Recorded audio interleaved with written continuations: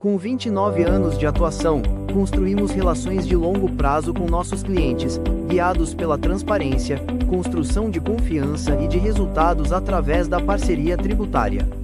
Seja no contencioso judicial ou contencioso administrativo, nas opiniões legais ou transações tributárias, empregamos a mesma dedicação e rigor técnico para garantir a melhor entrega. Valorizamos relacionamentos sólidos com nossos clientes, promovendo o crescimento em conjunto com o nosso escritório. A pessoalidade e o atendimento personalizado são marcas da nossa forma de pensar e atuar no direito tributário. Acreditamos na livre iniciativa e na capacidade dos profissionais que atuam na área tributária de fazer a diferença no resultado das empresas que representam. Iniciativas que combinem segurança, conformidade e tornem os nossos clientes mais competitivos, nos motivam. Credibilidade, segurança, resultado, Locatelli Advogados. Olá, eu sou Bruno Borges, advogado da Locatelli, e esse é o nosso podcast Tributário em Pauta. Mais uma vez estamos aqui, nesse ambiente de debates, de reflexões, mas também de contato com pessoas, Como a gente sempre fala aqui, tudo são pessoas, Nós estamos conectados a pessoas e dentro dessas corporações, das empresas, das estruturas institucionais governamentais, são pessoas se envolvendo em grandes projetos. E é claro que os desafios aí precisam ser partilhados, as experiências, as lições de cada etapa, do que a gente vivencia, de cada momento. E quando a gente olha para a realidade mundial, principalmente quando a gente insere nesse contexto empresas multinacionais, nós estamos falando de um mundo em ebulição. A gente está falando de conflitos armados, de possível terceira guerra mundial, de situações que impactam distribuição de óleo, de gás, de petróleo.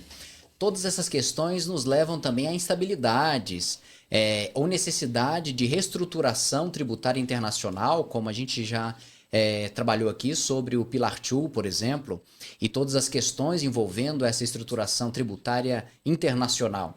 E quando essas empresas multinacionais atuam em vários países, os dilemas, os desafios são muito maiores, porque nós temos realidades de sistemas internos, nacionais, tributários muito distintos. E nós sabemos que no Brasil, em especial, a gente vive aí quase que uma complexidade constante do nosso sistema tributário, agora enfrentando o desafio de implementar um novo sistema que nos parece ainda muito sem transparência, muito distante dos princípios tão almejados aí por nosso texto constitucional, mas nós estamos aqui novamente para entender esses desafios, principalmente aplicados às empresas multinacionais, com inúmeros questionamentos, com uma questão de governança tributária dentro de toda essa complexidade que nós estamos vivendo. E é por isso que hoje nós estamos aqui com um convidado super especial, que vai aqui apresentar com toda a sua expertise, que já participou de um nosso episódio. Eu acho que é interessante a gente registrar isso. Se você ainda não assistiu, assista o nosso episódio. Foi o nosso primeiro podcast com um convidado especial, onde nós tivemos uma audiência fantástica e nós percebemos a profundidade, não só profissional, mas como ser humano, que o Maurício nos apresentou e nos brindou. E por isso, nessa data também comemorativa, em 111 episódios, a gente recebe novamente aqui, com muita satisfação, Maurício Nazar de Abreu, advogado, diretor jurídico da Diebold Nixdorf, com pós-graduação em Direito do Trabalho, Consumidor, Ambiental e Administração de Empresas e uma sólida trajetória profissional, somando aí mais de 28 anos de atuação na advocacia empresarial nos Estados Unidos e em toda a América Latina. E lembrando também que a Diebold é líder mundial no desenvolvimento de comércio conectado, empresa automatizada, digitalizada, que vem transformando aí o modo como as pessoas fazem compras e transações bancárias, dentre outros desafios que são vencidos por essa robustez empresarial. Muito obrigado aí por sua participação, Maurício, mais uma vez. Ô Bruno, eu que agradeço.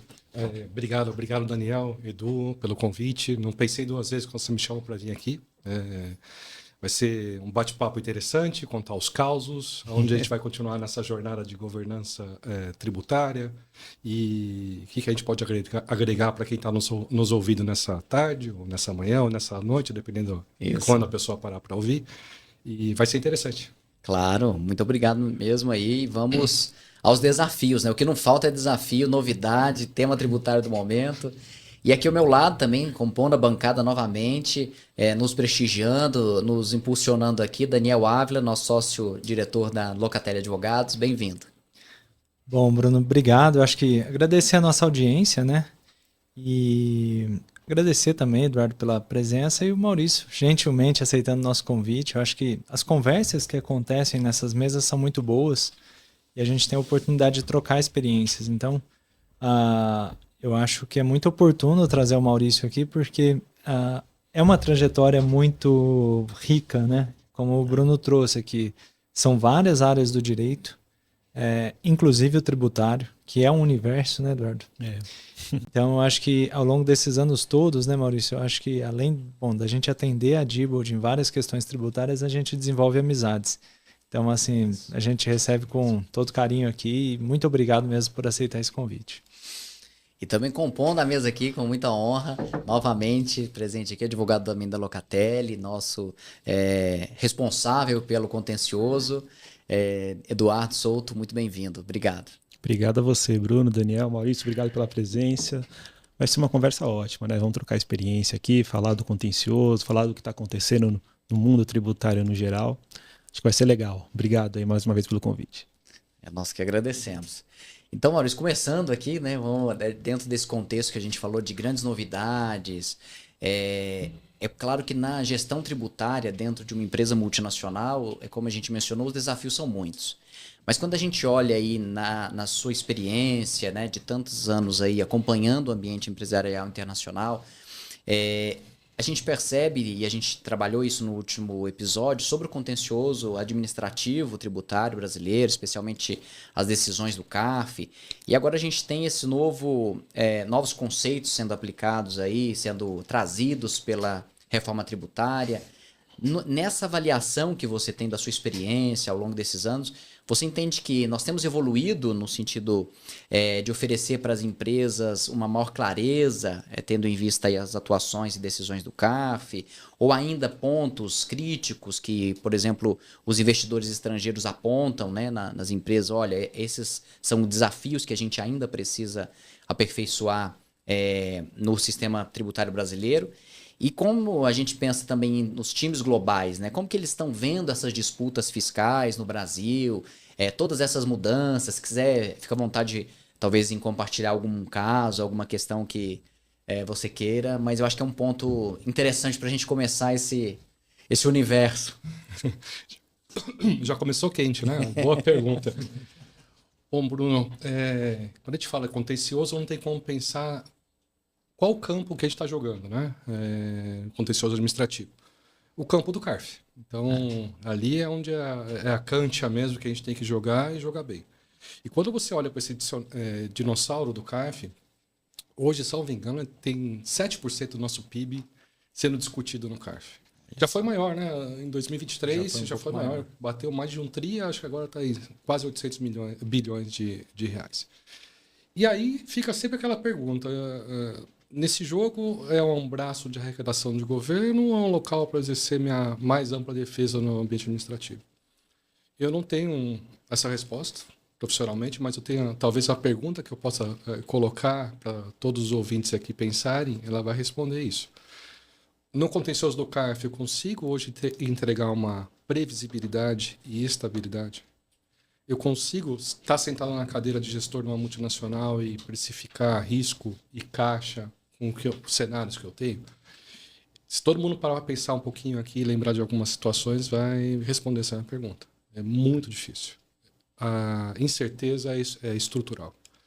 Nós temos excelentes julgadores, temos julgados aí que são dignos de dissertação de mestrado, de livros, julgados que nos ajudam muito quando a gente vai até para o judiciário, mas tem situações que beiram um absurdo e quando a gente tem uma esperança, acaba derrubando nossa boa esperança. E não quero desanimar, mas são vários exemplos. O mais recente, acho que é a súmula 231, eu adoro esse exemplo, né? Para quem é mais antigo vai lembrar disso, né? E quem não está familiarizado com o tema, a gente tem as perdicompes para as questões de créditos, tomada de crédito extemporâneo de PIS/COFINS. Então você vai lá, faz essa brincadeira. Eu aprendi a fazer isso antes da pandemia, em 2020, você fazia com documentação robusta, se o crédito era bom, se não estava duplicado, se era validado, e não precisava, de forma alguma, fazer a retificação da DACON da CTF. Em determinado momento, lá no meio, eu não lembro as datas, mas lá no meio da pandemia, o CARF começou a se posicionar, olha, tem que fazer retificação. Mas se você tiver um crédito bom, se não for duplicado, se tiver validado, não precisa fazer retificação, é aceito. E assim a gente continua a nossa vida. Mas recentemente o CARF veio e fala, precisa fazer a retificação, com a súmula 231. E aí o assunto, quando você reporta para a matriz, acabou a discussão. Acabou não, voltou a discussão, porque agora o CARF volta a relativizar essa história de novo. Olha, precisa, mas não precisa tanto assim. E aí você fica no meio dessa história. O que a corporação, qualquer gestor de multinacional quer? Que você tenha uma narrativa consistente de risco. Não dá para colocar um projeto para rodar e esse risco mudar de tempos em tempos. É muito difícil. E se mudar, você tem que tentar dizer por que mudou. Então, essa primeira missão eu não consigo cumprir com maestria. Segunda missão, documentação robusta. Via de regra, sim. Mas quando você olha a janela de tempo, por que eu falei perder corpo? Está na minha cabeça, quando você arrasta os créditos de 1900 e Guaraná com rolha lá para trás, e aí tem que fazer as compensações, tentar cruzar, você se depara com situações aí que já não tem mais funcionário, já não tem mais histórico, e você está, de novo, discutindo um assunto que já deveria ser discutido há tempos. E o terceiro ponto que eu acho que todo gestor tributário tem no seu radar é pensar sempre no administrativo, mais judiciário. Não dá para pensar uma estratégia só no administrativo ou só no judiciário. Nós precisamos do processo administrativo. O processo administrativo vale muito a pena. Não dá para... Olha, raríssimas exceções, eu não lembro na minha vida profissional ter aberto mão de algum processo administrativo. No mínimo ali eu consigo produzir alguma prova e tentar, às vezes, até a sorte, que assim seja, para tentar reverter uma parte dele no administrativo. E depois movo para o judiciário. Então, de forma resumida, a minha resposta, Bruno, para vocês tem espaço para minoria. É um ambiente de incertezas, onde não tem previsibilidade e estabilidade, mas é um mal necessário, a gente tem que jogar esse jogo e jogar bem. É uma estratégia necessária também, né? Sim. Diante dessa realidade. Sim. Eu acho que até aproveitando esse tema, Maurício, é interessante, né? Quer dizer, sob o ponto de vista do investimento estrangeiro no Brasil, né? Quer dizer, o investidor ele busca estabilidade e remuneração do capital, né? Quer dizer, é isso que é a visão. E, bom, a gente na posição de diretor jurídico, enfim, precisando reportar números para fora, esse ambiente das disputas fiscais acaba passando muita incerteza. Minha pergunta é no seguinte sentido, Maurício, como que a tua matriz recebeu, né, essa mudança em 2023 com a volta do voto de qualidade, né? Porque parece que a gente tinha dado um passo pró-contribuinte ali, né? Quer dizer, bom, na dúvida da disputa fiscal, existe uma dúvida objetiva, bom, eu vou poupar o contribuinte dessa cobrança. E aí, bom, tem uma mudança de cenário grande em 2023. Quer dizer, como é que isso foi recebido? Como que isso se refletiu nos relatórios de vocês? Bom, o interlocutor dessa notícia acabou sendo eu. Sobrou para você, né? Mas, o bom é que a história do meio copo vazio, meio cheio, né? Para quem veio do sistema antigo, onde o voto de qualidade sempre foi do governo, da fazenda, né? E a gente foi educado nesse ponto. E você perdia e colocava a decisão debaixo do braço e atravessava a rua e iniciava o contencioso no judiciário. Lá na gestão do Paulo Guedes, quando passou o voto para o contribuinte, a gente deu pulo de alegria. Realmente, se você tiver uma causa boa, 3-3 e desempata, é o melhor dos mundos. Mas, com a alteração, o que acontece? Você volta ao sistema antigo, e essa é a primeira parte da resposta, que é ruim. Você abre mão do voto do contribuinte, que seria o limpo, mas você tem alguns prêmios de consolação, por assim dizer, né? Então, no tom da minha resposta, da comunicação para a liderança, das reuniões do conselho, olha, era ruim, ficou bom, hoje está mais ou menos. Por que está mais ou menos? Se eu tiver uma tese que eu empatar 3-3, primeiro ponto, essa tese é boa, para você conseguir arrancar 3 votos do contribuinte, é uma tese que talvez você já não carregue ela provisionada para o judiciário. Aí o segundo ponto é, se eu perdi no desempate, eu já vou eliminar multa e juros, que com certeza me derruba metade dessa brincadeira aí, que é muito mais fácil para discutir. E aí, quando eu vou para o judiciário, fica aquela questão das garantias, que é um assunto que a gente pode passar a tarde aqui conversando, mas via de regra, vai. Seguro fiança, tá bom. Não esquece, depósito, segundo grau, alguma coisa assim. Mas eu já vou sem garantia, então já não onero isso. Então eu tenho a benesse de mover o caso para o judiciário. Provavelmente eu não vou estar provisionado, porque se a tese bateu 3-3 lá, não é uma causa que vai ensejar a provisão. Mas pode acontecer. Quando mover para o judiciário, eu vou sem garantia e vou já sem juros e multas, que isso já é uma boa largada. E se eu tiver na dúvida ainda, fico 90 dias ali também no meu sabático para tomar minha decisão. Então, essa flexibilidade dada nisso, assim, não é o melhor dos mundos. O melhor dos mundos seria, logicamente, o voto de desempate ser do contribuinte, não da fazenda. Mas, do jeito que a coisa anda, pode ser vista como, realmente, aí porque eu falo, meio copo cheio. Foi um bom cenário. Não é o melhor cenário. Bom, eu não posso começar aqui sem antes fazer uma observação, uma coincidência. Você falou da súmula 231, foi até objeto do nosso videocast anterior, né? Como um exemplo de insegurança, assim. Então, atenção, ouvintes, nós não combinamos isso e ele trouxe esse exemplo. É o mais novo, né? Tem vários outros. Tem vários outros.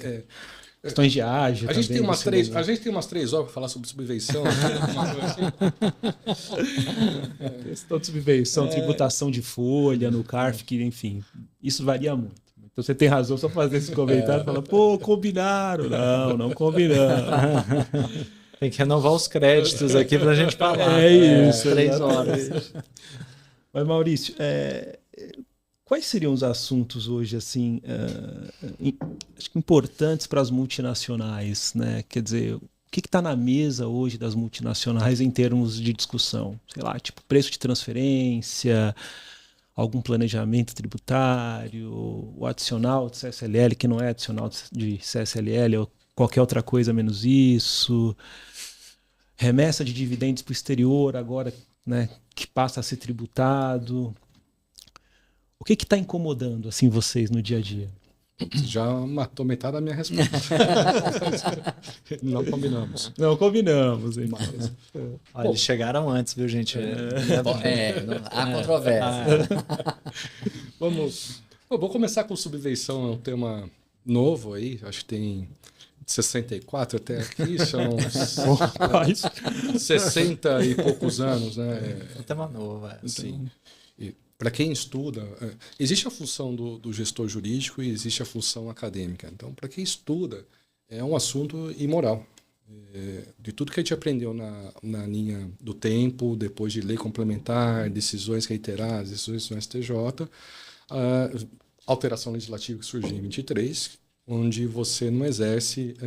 você volta a discutir se é custeio, se é investimento. Para exercer a história para exercer a questão da subvenção, você teria que submeter um projeto, tem que ser vinculado ao CAPEX, sem pé na cabeça. Quem está nesse olho do furacão tem que judicializar.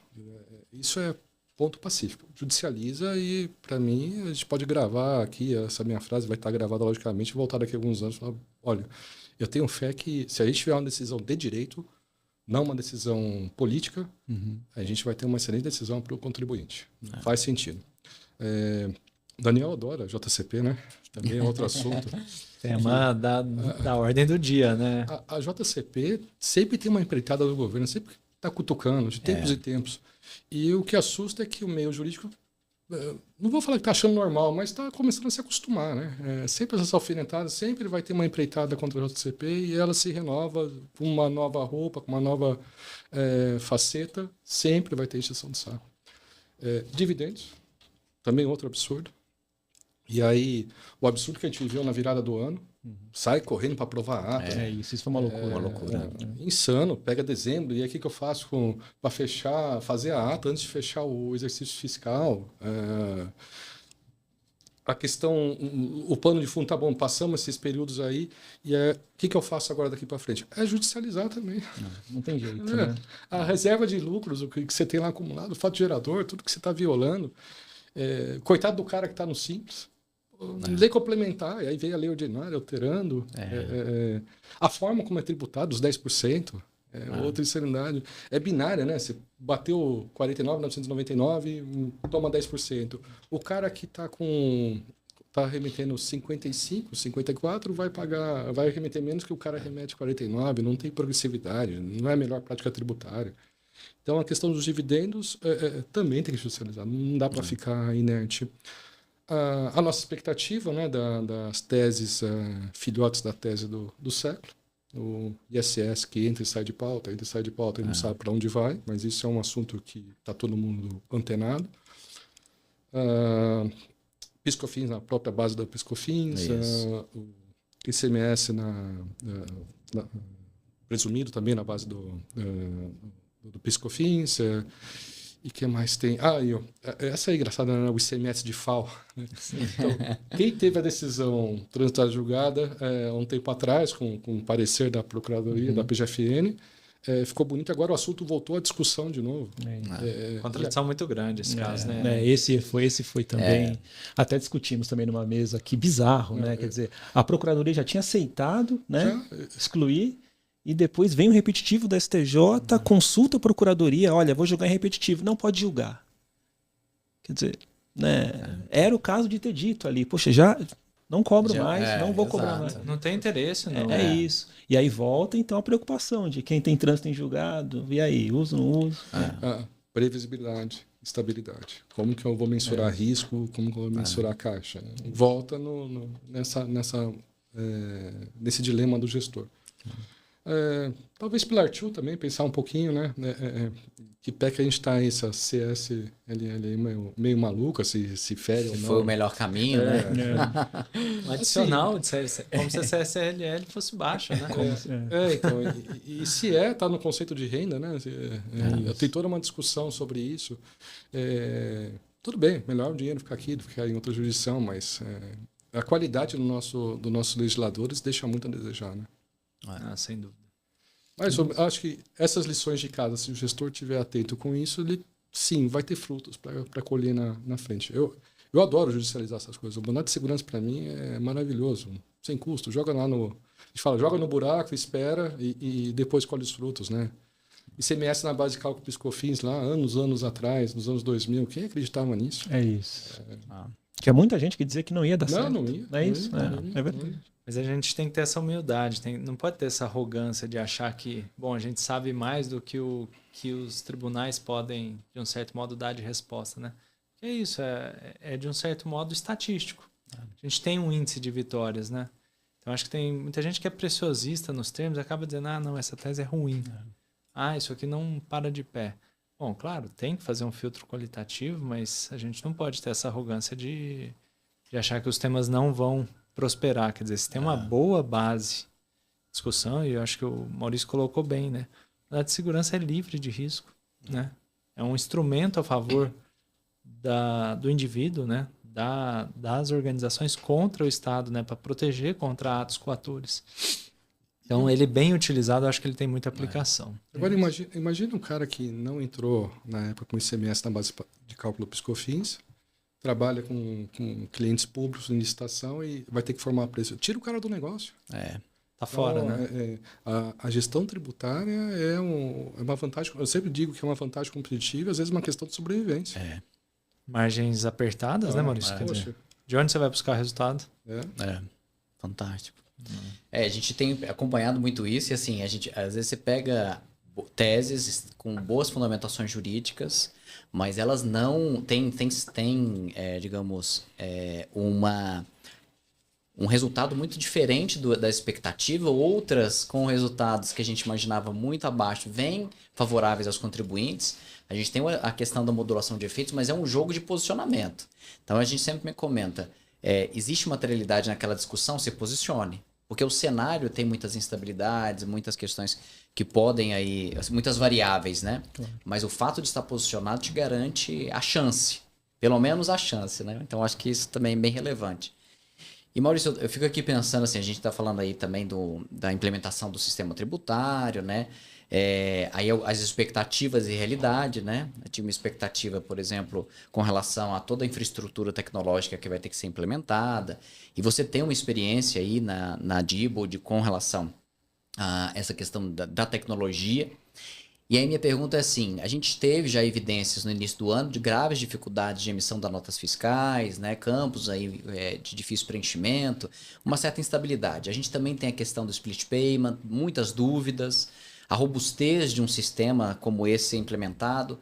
Dentro aí da sua experiência, quais você acha que seriam assim, os pontos mais desafiadores desse novo sistema? E você acha que é por parte das empresas, quando a gente pensa no cálculo correto do tributo, quando a gente pensa no cálculo correto dos créditos, né, que vão ser aí acumulados, você acha que as empresas terão que ter uma necessidade de ter uma supervisão sobre isso? Ou vamos confiar que o sistema vai entregar o cálculo certo? Ou nós vamos ter que fazer uma dupla checagem aí com um novo sistema também por parte das empresas? Bruno, a gente está condenado a isso, né? Isso é fato. Vamos, sem querer ser preciosista ou negativista com a situação, mas olha a virada do ano que a gente experimentou entre dezembro e janeiro, com os pronunciamentos, os pacotes estavam sendo liberados normativos, os pacotes do seu provedor de ERP, e teve muita gente que passou, provavelmente um pouco antes do Natal aí, com muita dor de cabeça. E se quis implementar em 1º de janeiro, mesmo com a postergação da data, sofreu bastante. Esse foi o nosso caso. A gente manteve o projeto, mesmo com a alteração da data, porque ia ter que sofrer de qualquer jeito. Então, a gente continuou fazendo a implementação. Tema simples, né? Algumas prefeituras, o zero, para algumas prefeituras é zero, para outras é o tracinho, para as outras é um asterístico, para outras... E o nosso RP não conversa, isso se traduz em lançamento manual.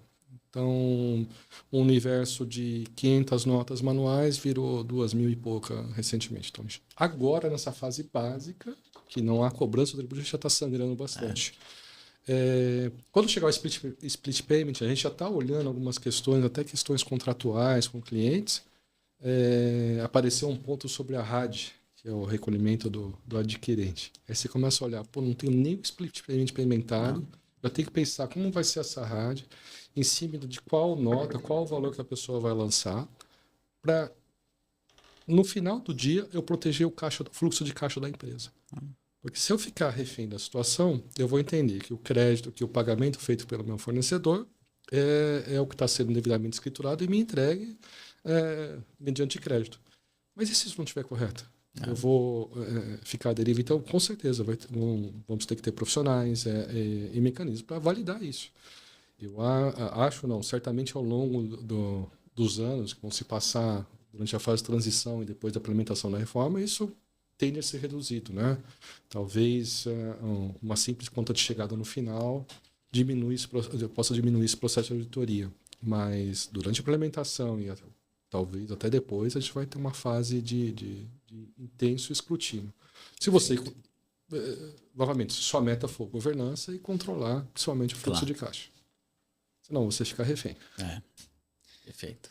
É importante, eu acho que o Maurício trazer essas questões... Bom, tem vários assuntos interessantes aqui, né? Quer dizer, uma é essa questão da judicialização dos temas que, bom, muitas vezes os tribunais têm alocado essa responsabilidade para a advocacia, mas ninguém pensa na qualidade das leis.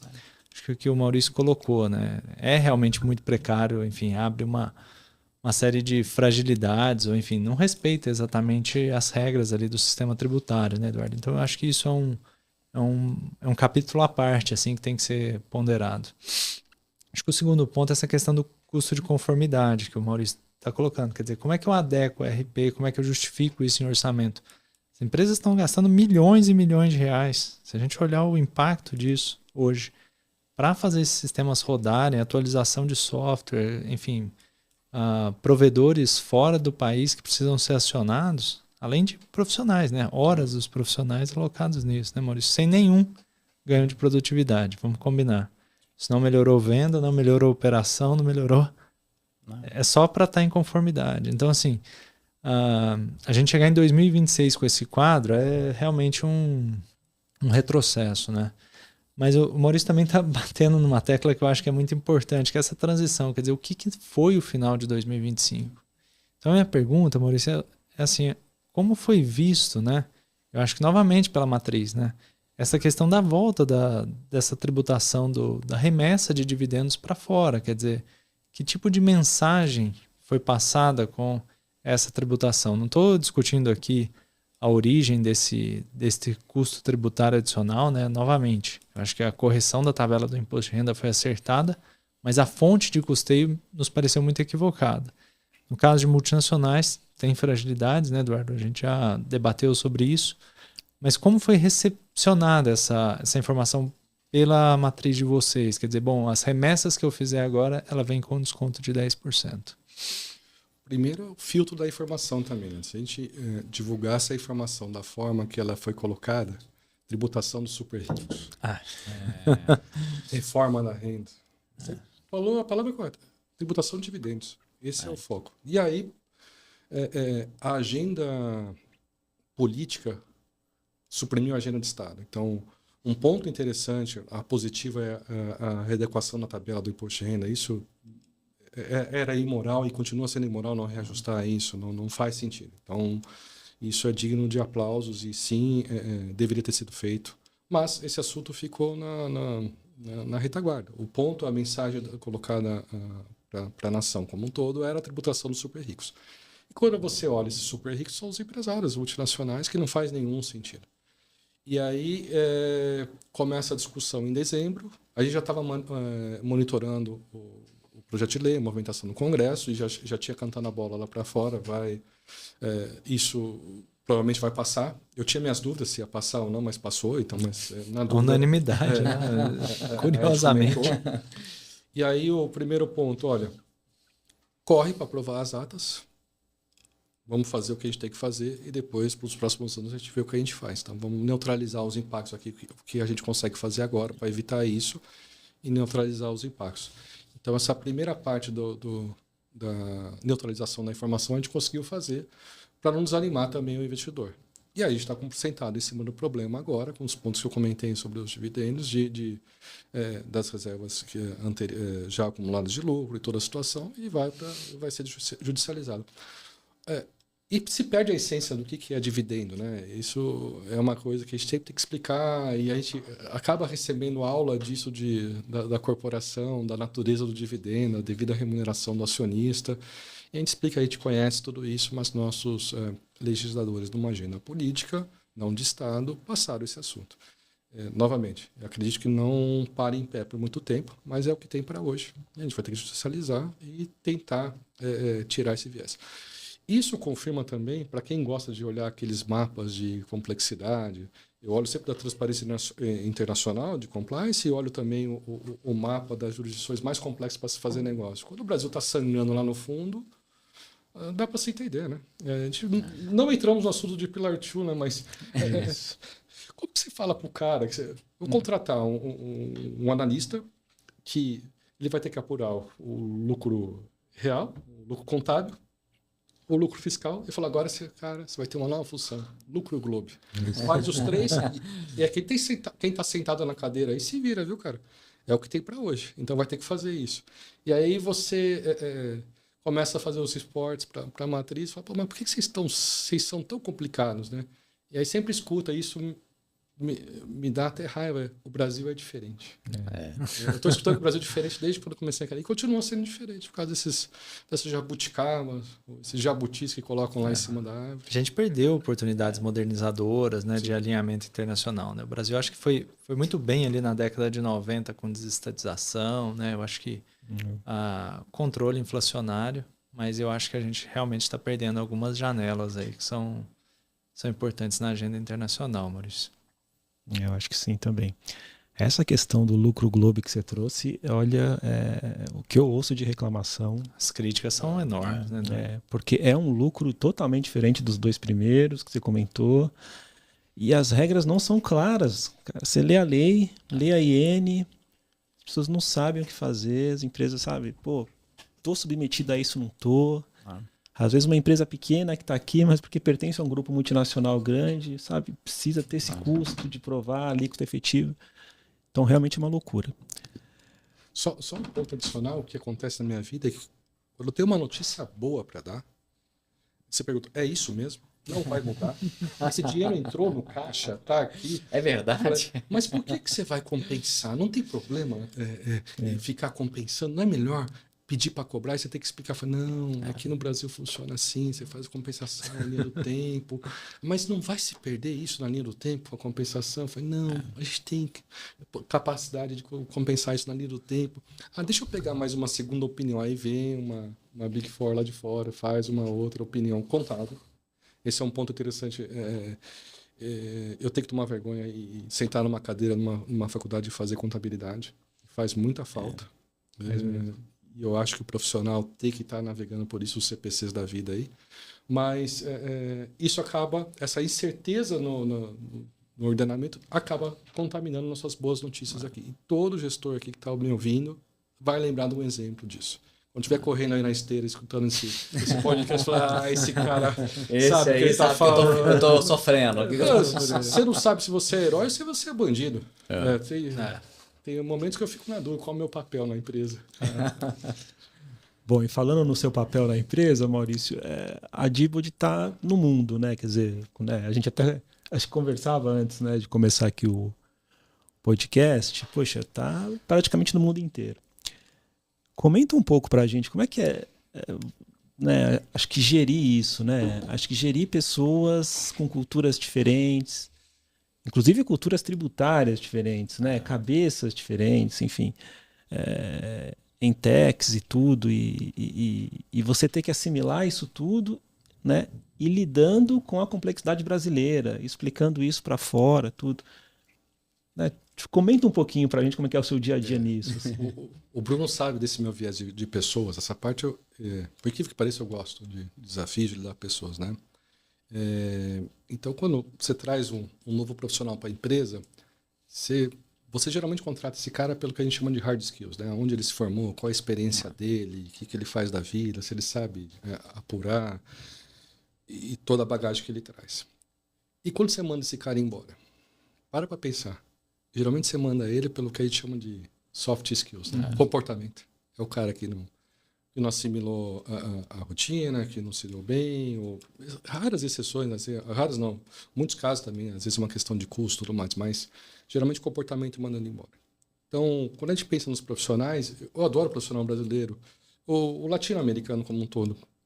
Mas o brasileiro até, eu sempre digo que se tivesse uma bomba atômica ia sobrar aqui no Brasil as baratas, os tributaristas e meus amados cariocas, que tem uma resiliência assim impressionante. Tem que ter muita casca, né? Tomar muita pancada, não assimilar o golpe, tem que se atualizar. Esse ponto de voltar a estudar é interessante. Isso eu converso muito com o meu time, a questão de ser um profissional banda larga. A minha cadeira primária não é tributária. O que acontece é que tributário acaba sendo o meu ganha-pão ali, a situação que bate todo dia na mesa, é o que tem maior potencial positivo ou negativo e que está no holofote. Então, eu tenho que ter uma boa proteção nesse assunto. Mas também, quando a gente olha a América Latina, eu que estou rodando várias jurisdições, o cara que está bem no Brasil, que conhece bem do sistema, ele vai navegar em outros sistemas com conceitos muito parecidos, mas conceitos basilares. Não só no tributário, mas em outros direitos. O sistema nosso, o românico, ele se comunica. Então, o cara do trabalhista, se ele conhece os princípios brasileiros, os princípios constitucionais, ele consegue carregar isso no trabalhista, no tributário, o que for. Ele tem um raciocínio totalmente diferente se você for para os Estados Unidos. Que é uma outra cultura de lead case, julgados, então as decisões vinculantes, é um outro sistema. Mas na América Latina a gente tem capacidade, por isso que agora eu passo a entender porque a gente exporta tanta gente para fora, tanta gente boa, em áreas que às vezes você fala, o que o tributarista aqui brasileiro está fazendo, apurando coisa para a América Latina, está na Europa, tudo mais. Porque esse cara aguenta a bordoada. Entendi. Então, essa é o tipo de ambiente que a gente está vivendo, que parece o caos, um manicômio, essa maluquice, mas o cara que navega aqui, na hora que você põe ele em outro ambiente, ele vai se sair bem. Porque é mais leve, né? Eventualmente vai pegar um cenário mais leve. É complicado, mas assim, fala, pô, você veio do lugar que tá pegando fogo e vai só para uma frigideira, fala, pô, tá bom. Evolui muito. Ele tá testado. Isso. Eu comentava com você sobre umas questões de Argentina e foi uma grata surpresa. Falar, pô, mas eu já tive isso no Brasil há muito tempo atrás. Olha só. É o mesmo tipo de discussão com outro viés. E aí eu comentava com o advogado local. Você acha que esse cenário sobre prejuízos acumulados vai chegar nesse ponto? Falar, é isso que a gente quer. Falei, poxa, foi nesse ponto que a gente chegou no Brasil. Olha aí. Então, você acha às vezes que você está aprendendo alguma coisa, não vai servir para nada? Vai servir em determinado momento da sua vida. Isso. Perfeito. É o que eu sempre falei, o Brasil treina a gente para o mundo. Não sei por que a gente está reclamando aqui das coisas. Nós estamos ficando calejados, tá melhorando. Assim, primeiro, acho que a gente aprendeu muito aí, né, nesse tempo. A gente já está caminhando agora pro final, né, passa muito rápido mesmo. Mas eu queria deixar o espaço aberto aí, se tiver alguma consideração, alguma questão específica que vocês, ou Maurício, fica à vontade, às vezes algum tema que você gostaria de abordar, tanto no aspecto aí de pessoas, quanto... Porque a gestão tributária, como você mencionou, envolve pessoas, mas algum outro desafio, fica à vontade. No outro podcast, ou nesse, todas as vezes que eu possa falar, eu sempre peço para investir na nossa melhor versão, né? Então, não é fazer meia boca, não é se deparar com uma situação, eu vou confiar no sistema do governo. Faz o melhor. Pô, você manda de Excel, faz um Excel paralelo, não tem recurso, se vira, cara, dá seus pulos. Um dia alguém vai ver o que você está fazendo. Então, faça o melhor, ajude as pessoas à sua volta, devolva para a sociedade tudo que você recebe. Eu acho que essa função do tributarista, de investir mais nele é essencial. E entregar mais para a sociedade. Como que você vai entregar para a sociedade? Só você vai responder. Se você vai ser o melhor funcionário da sua empresa, pode ser uma forma bacana. Mas se você ajudar o cara que está começando ali também, o estagiário, você está com ele, mostrar. Então, eu adoro essa parte motivacional do final de falar, cara, faz a diferença. Não seja só mais um, não. E entrega o melhor para o seu acionista, para a sua sociedade. E quando você ganhar na Mega Sena ou for demitido, sair da empresa, fala, pô, trabalhei com esse cara era gente boa e era bom de trabalho. Me motivou. Aprendi muito. Eu espero um dia que minhas filhas, né, se encontrem com alguém que tem que trabalhar comigo e falar, trabalhei com seu pai.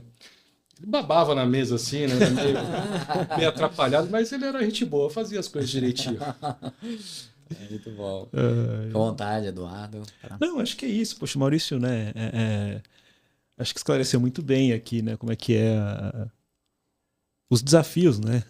Que você enfrenta, Maurício, no dia a dia, tudo, as multinacionais, as empresas brasileiras como um todo, né? A gente falou um pouco aqui da complexidade da legislação, do problema do contencioso no Brasil, né? Que acho que pelo que você falou é o maior do mundo mesmo, né? Assim, para dizer, não tem um paralelo no mundo sobre isso. Essa insegurança de uma hora, tipo, o CARF estipula um conceito, depois muda, edita uma súmula, depois relativiza a própria súmula, questão de subvenções, uma discussão de 20 anos, poxa, se a custeio investimento volta em 2023, etc. Então são males brasileiros, né? Muito bem denunciados aqui pelo Maurício, que comprovam que a gente tem muito a desenvolver ainda, né? A gente precisa, acho que, pensar muito a relação, né, do fisco e do contribuinte. E é uma coisa cultural, viu, Maurício? Eu costumo dizer para os meus amigos aqui que no Brasil me parece que é difícil de resolver isso porque há uma desconfiança de partida, né? Exatamente. O fisco desconfia de você de partida e a empresa desconfia do fisco de partida. Então, enquanto a gente não resolver isso, teremos, né, toda essa fricção. Toda essa fricção que o Maurício trouxe aqui no dia a dia da Diebold, né? Então, acho que é esse recado, essa reflexão que a gente tem que fazer. E agradecer novamente o Maurício pelos comentários que foram ótimos. Perfeito. Fica à vontade, Daniel. Não, bom demais aqui. Eu acho que trazer o Maurício, a gente a gente percebe, né, Maurício, eu acho que na área tributária, muitos jovens entrando, e você, eu acho que, bom, com quase 30 anos aí, não quero denunciar a idade não, mas... Porque começou muito novo. O papai que estava no meu lugar, era papai. Eu tava trazendo os dinossauros do tributário aqui, cara. Mês que vem tem o Rogério, Maurício. Se quiser deixar uma mensagem aqui para ele, já... O Rogério é meu professor. É isso. Grande amigo. Grande amigo, né? Mas eu penso que é a questão da resiliência mesmo, né? Essa capacidade da gente se aprimorar sempre, quer dizer, você se cogitar, né? Estudar contabilidade para se preparar para o tributário. Isso é muito importante, né, Eduardo? São áreas muito sobrepostas, os CPCs. É isso. Fundamental. Fundamental, né? Tem que estudar, tem toda a razão. Acho que é uma mensagem que a gente tem que deixar para todos aí, né? Se aprofundar nos temas, nos conceitos, mas te ouvir é essencialmente muito bom, Maurício. A gente não quer concorrer aqui com Brasil e França, não. Maurício trouxe resiliência, né? Então hoje, daqui a pouco tem Brasil e França aí pra gente. Consultei o Polymarket, tá? Estão apostando contra a gente ali. As nossas chances estão menores ali naquele balcão de apostas lá, o site internacional de estatística. Mas eu tenho a fé aí que a nossa resiliência vai falar mais alto. Então daqui a pouquinho tem esse jogo aí para fazer um esquenta para a Copa do Mundo. Então, Maurício, te agradecer muito por ter vindo. Eduardo também, por sempre contribuir aqui com os nossos debates tributários, e o Bruno por organizar nossa audiência, que é ótima aqui na Locatelli. Então, promover mais conversas como essa, tá, Maurício? Obrigado mesmo por ter vindo aqui hoje, aceitado esse convite nosso. Eu que agradeço, meu amigo. É isso aí, Maurício, eu também agradeço aí, foi sempre muito receptivo, né? Que esse episódio aí seja ouvido por todos, né? Grandes reflexões e, além de tudo, com profundidade para demonstrar que as estratégias precisam ser utilizadas, né? Você está falando aí de jogo. Para entrar num jogo, você precisa estar preparado, você precisa entender o adversário, né? Você precisa entender o cenário. E eu acho que o jogo tributário ele tem fortalecido cada um de nós para que a gente continue no campo, né? Mas sem deixar de observar aquilo que já está posto, né? E a gente tem o mecanismo do mandado de segurança, a gente tem as questões do contencioso administrativo, de questionamentos no CARF, são estratégias que precisam estar bem posicionadas para que a gente tenha oportunidade de ter um cenário mais favorável ou estratégico em termos de decisões favoráveis no futuro. Então tudo isso é muito importante. E observar o cenário internacional, né, e os dilemas que envolvem o Brasil também nos faz questionar. Porque quando a gente escuta aí de empresas multinacionais, né, quando a gente faz uma comparação com o nosso sistema, a gente está buscando simplificação, é isso que nós desejamos, está buscando um sistema mais transparente, mais fácil. Mas, ao mesmo tempo, o que a gente vê na prática é mais do mesmo, né? Muito difícil a superação desse legado, né? Que a gente tem vivenciado ao longo dos anos. Então, serão muitos dilemas. O Daniel fala que nós vamos aposentar tentando entender o novo sistema tributário. Só que, no meu caso, muitos de nós nem aposentarão, né? Vamos continuar aí trabalhando, insistindo, né? Porque o tributário nos ensina, então pelo menos nós estamos calejados, né? E somos profissionais melhores do que quando iniciamos essa jornada aqui no tributário. Então agradecer, mais uma vez, Maurício, agradecer Eduardo, Daniel, muito obrigado. E a cada um de vocês que nos assiste, que sempre nos prestigia, nosso muito obrigado também. Continue nos acompanhando, esses episódios especiais e todos os outros estão disponíveis aí no Spotify, no YouTube, né? Se tiver alguma dúvida, alguma questão, nós estamos à disposição. Agradeço aqueles que eu estou entrando em contato, sempre para agradecer, né, a audiência, as trocas aí de experiências, as perguntas, questionamentos são sempre muito bem-vindos. Então, desejar aí para vocês um excelente jogo, excelentes estratégias, né? Que vamos continuar aí fortes, né? Em campo, aí no campo tributário, para trazer para vocês sempre o melhor. Então, muito obrigado e até o nosso próximo Tributário em Pauta.